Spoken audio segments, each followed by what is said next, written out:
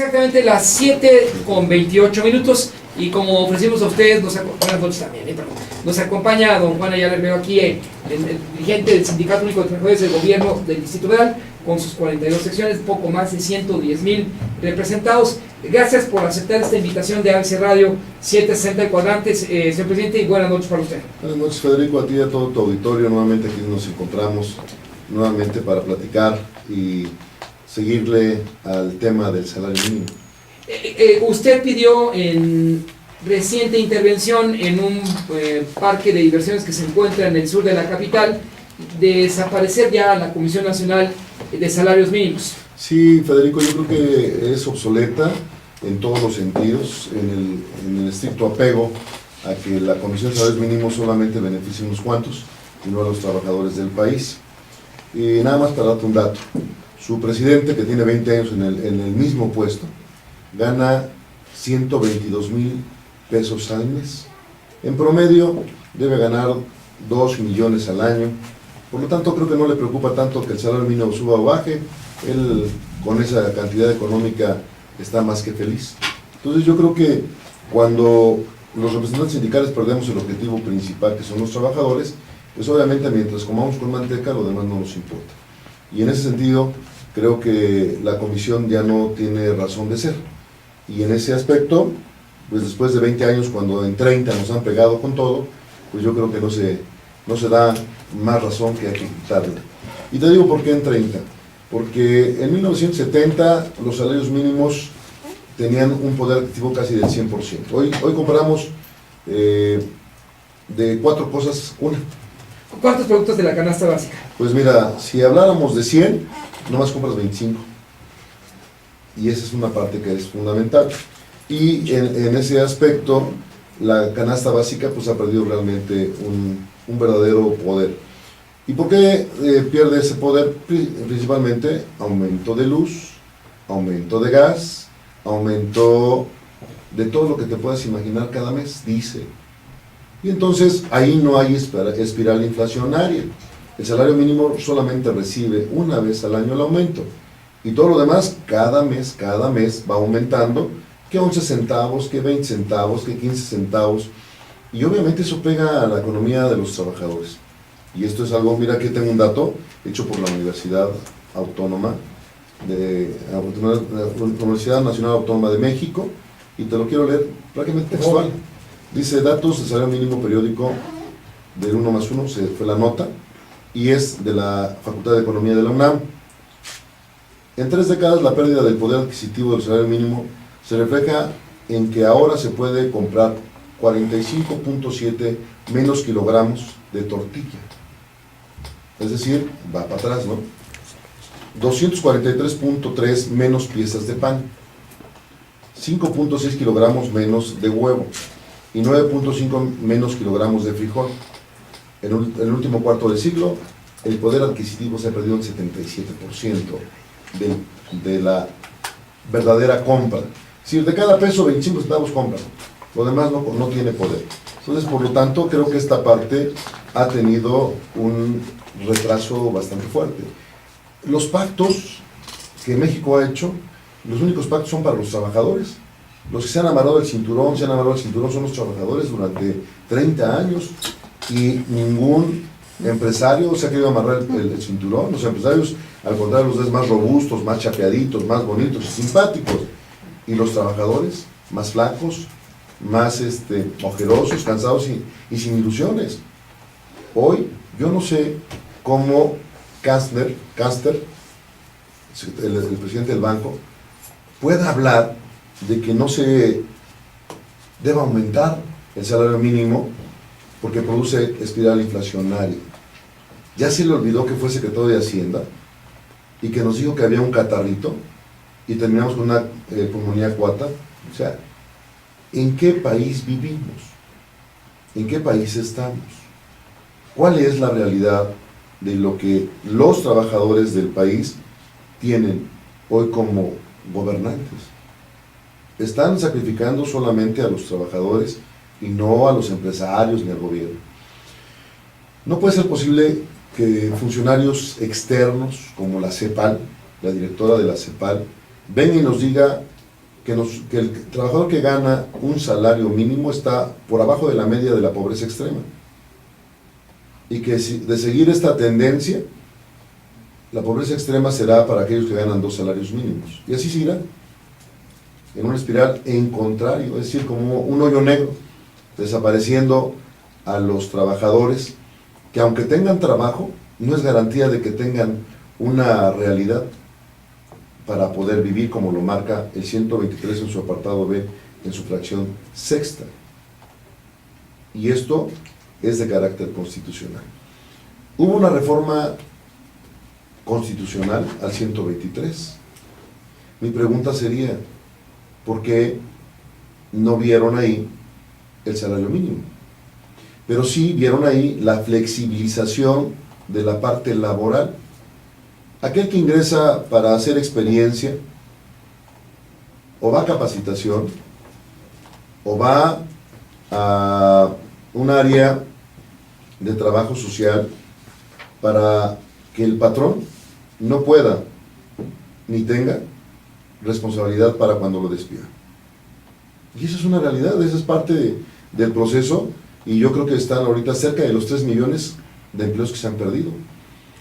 Entonces, el país ha vivido durante las últimas 3 décadas en el 2.4, 2.4, 2.5, cuando nos ha ido bien, tal vez llegamos al 3, y otra vez hacia el 2, o sea, tenemos 30 años de retraso en muchos aspectos, 30 años donde los únicos que han pagado los platos rotos somos los trabajadores de todos los rangos.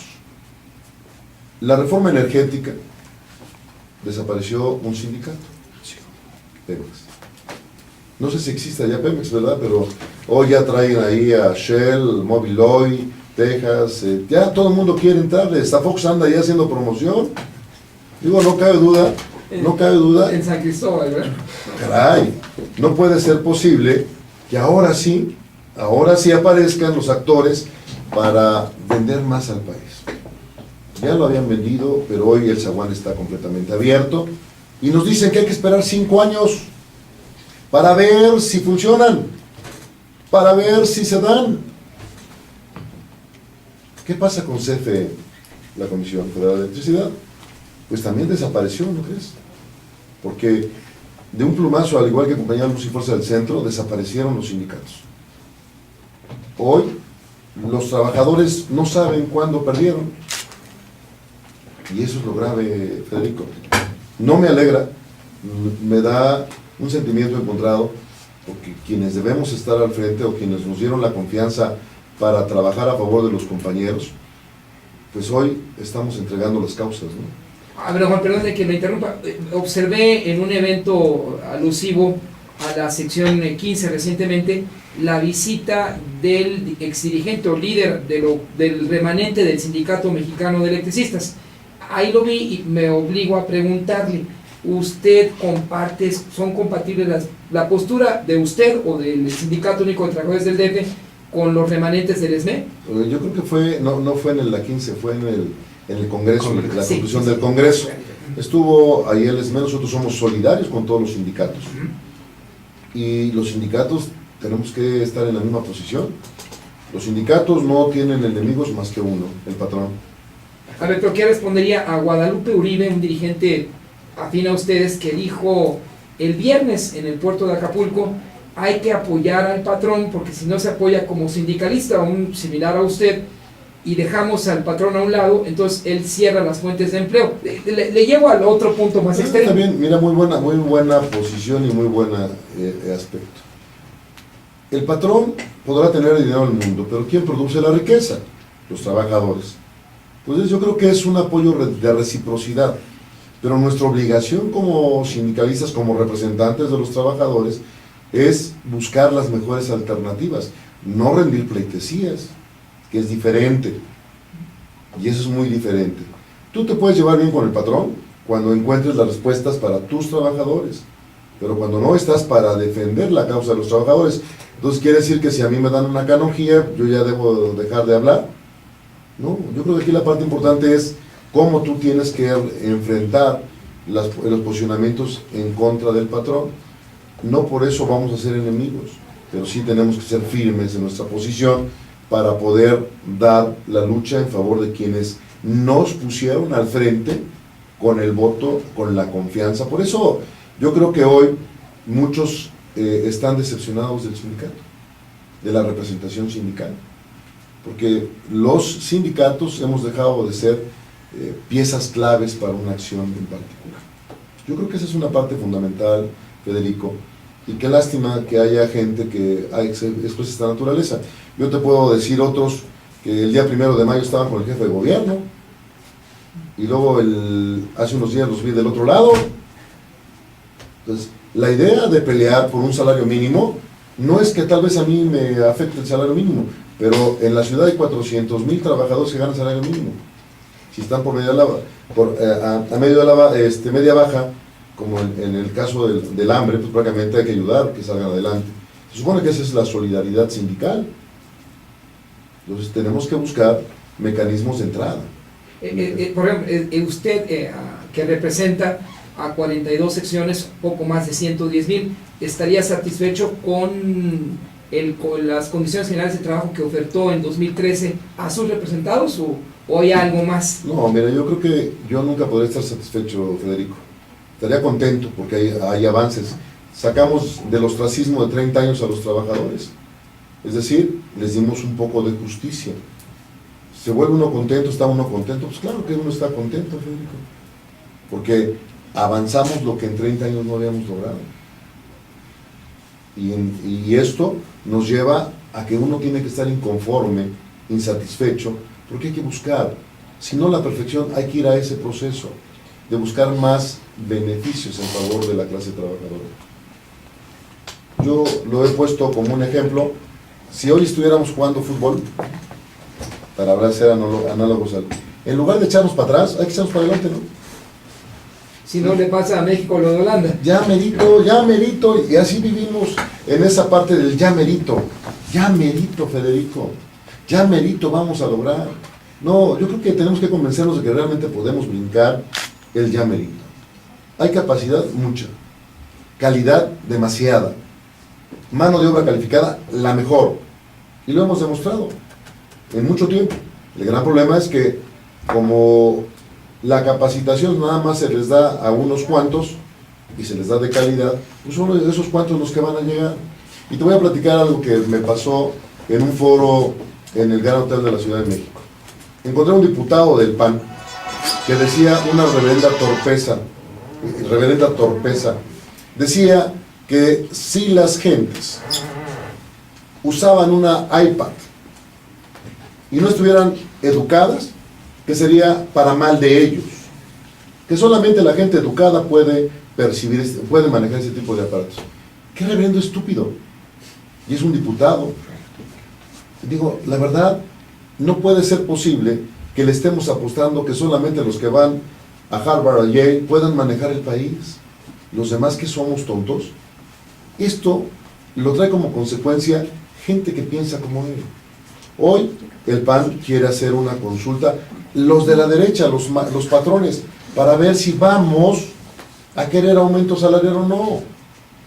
Porque hay que consultar al pueblo para que sea una consulta popular.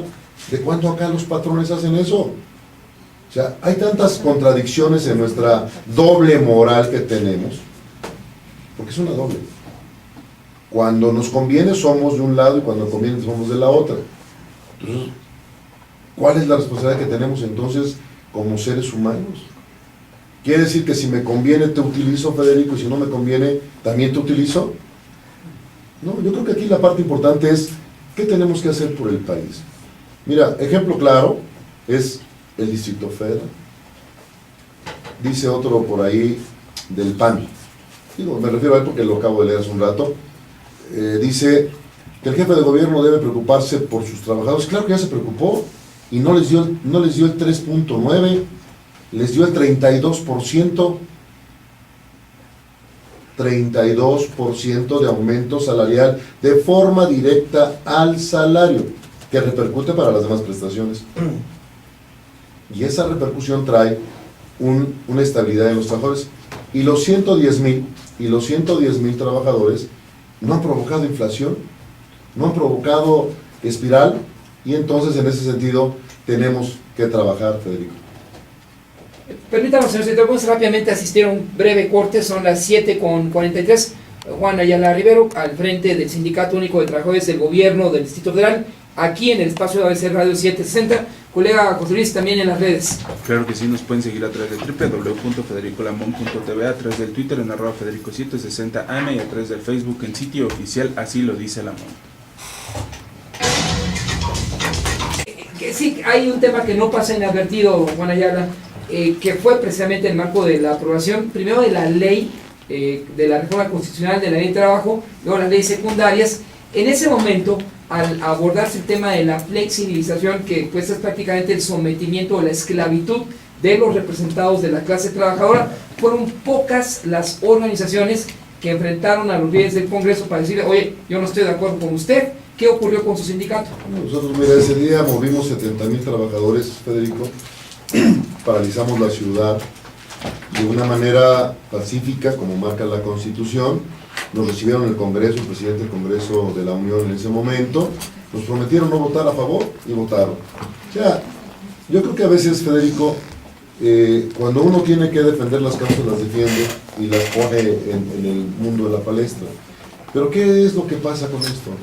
Desgraciadamente, la falta de unidad de todas las clases sindicales, no políticas, sino sindicales, nos llevan a mantener una posición de individualismo, y esto nos condena a que los trabajadores sean los que perdamos toda posibilidad de autodefensa. Tú me hablas del caso me platicas fuera del aire, de un caso de un hotel determinado donde se convoca una huelga, y el dueño dice, pues les cambio el régimen. Fácil, pues lo tiene la propia ley laboral. Eso es lo que hizo la ley laboral. Antes se obligaba a conciliar, hoy no. Hoy el trabajador está condenado, aunque se lleve 10 años el juicio, solamente a que le paguen un año del juicio laboral. Entonces, realmente al trabajador lo pusieron de rodillas, y si nosotros como representantes los ayudamos a que sigan de rodillas, pues está bien. Estaremos bien los representantes, pero los trabajadores estaremos mal. Yo creo que esa es la parte que hoy por hoy tenemos que trabajar. Y te pongo un ejemplo. Recientemente se firmó en el Estado de México un pacto. ¿Para qué un pacto? Bueno, si tú lees el encabezado, habla de estabilidad, dice niveles de calidad, productividad, competitividad para mejorar las condiciones laborales de los clases trabajadoras y fundamentalmente para preservar la paz laboral. Pregunto, ¿para qué? Pero ¿cuál es la alternativa, don Juan? ¿Acaso regresar a aquel 82, cuando el presidente López Portillo logró que el secretario del Trabajo, Sergio García Ramírez, aprobara un decreto de emergencia salarial y después el ciclo de inflacionario y de hiperinflación? A ver, yo te pregunto, el Sindicato Único hoy puede decirte que dio el 32. Yo te pregunto, ¿en la ciudad hay inflación? 500,000 de trabajadores inmersos en la bronca, y hablo de medio millón, porque son los trabajadores más sus familias. Hemos reactivado la economía interna de la ciudad, hemos consumido en la ciudad, hemos provocado que la ciudad genere empleos.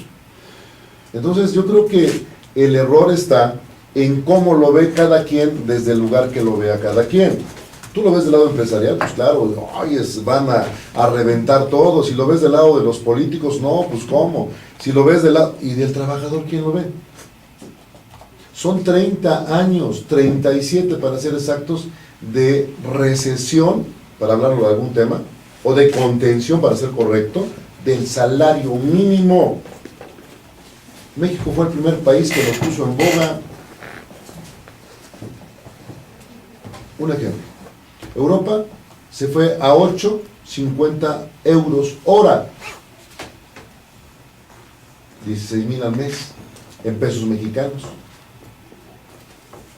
Entonces, creo que hay parte de lo que tenemos que ver, y pregunto si en Europa ese aumento, en Alemania en particular, estoy hablando del mínimo, ya si me vas al máximo, hay alguien que gana en la industria manufacturera 23 la hora.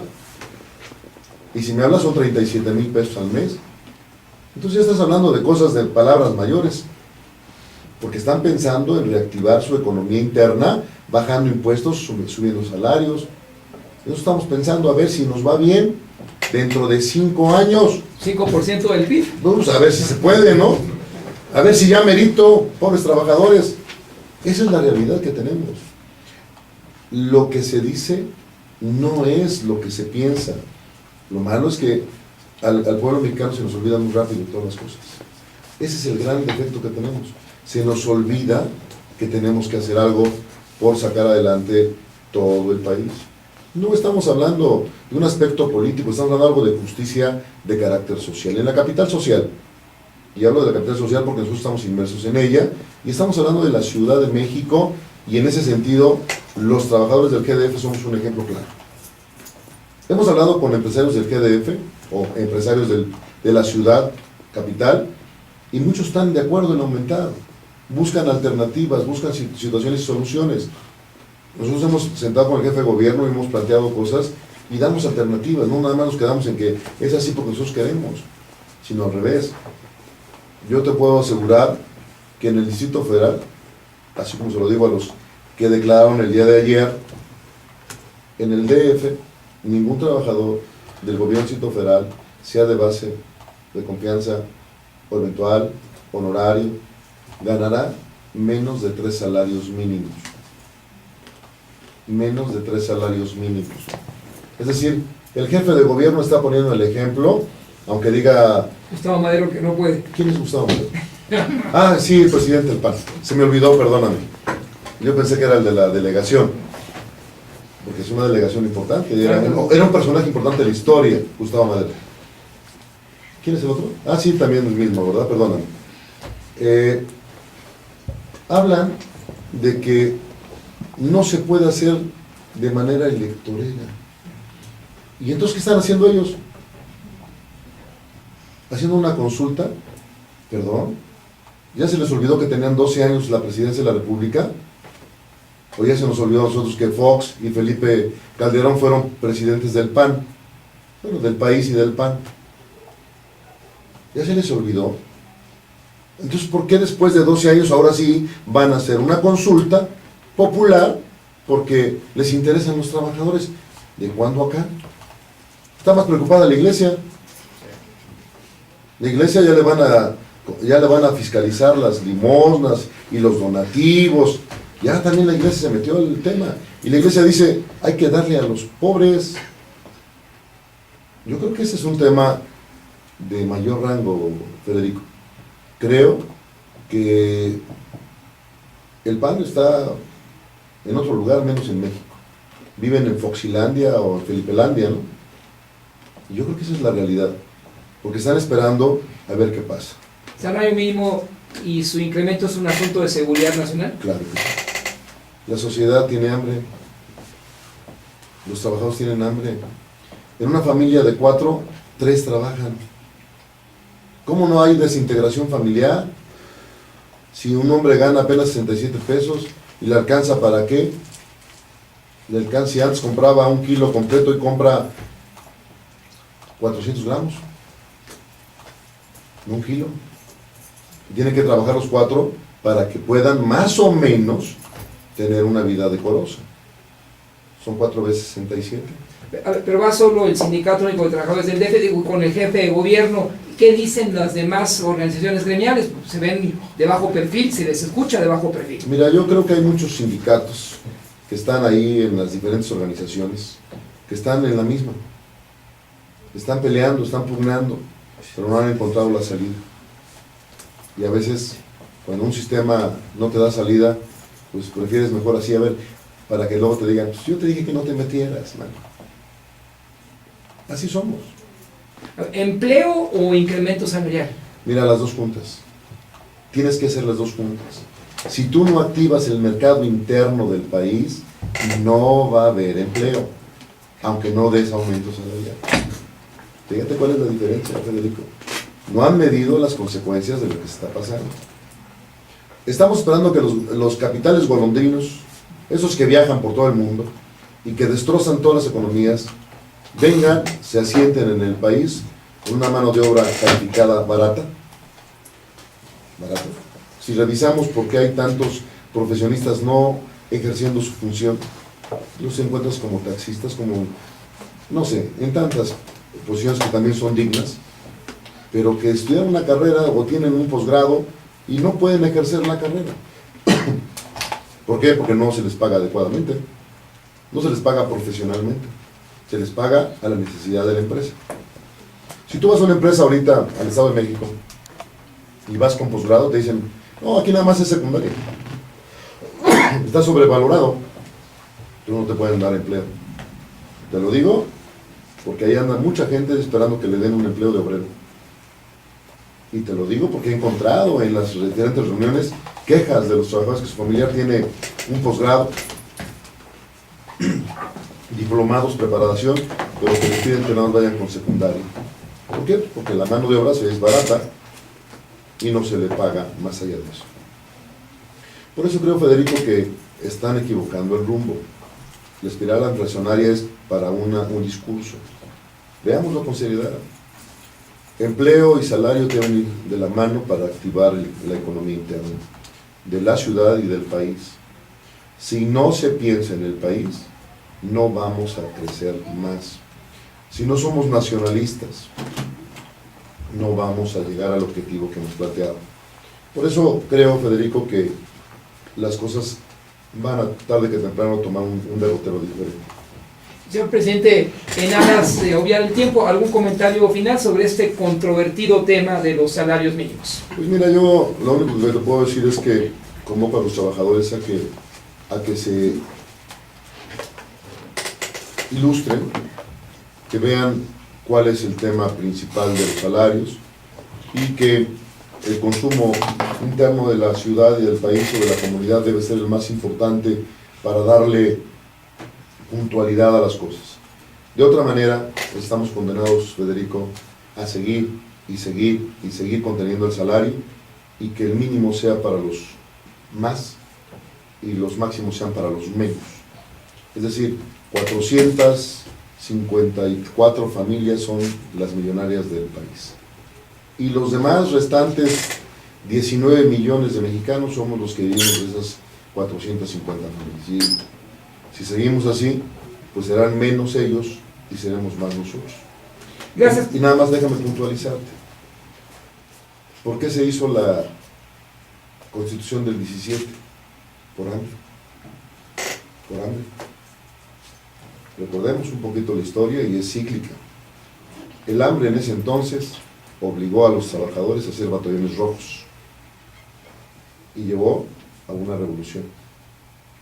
Esa es parte del hambre que hoy los trabajadores, aunque tengan trabajo, están padeciendo.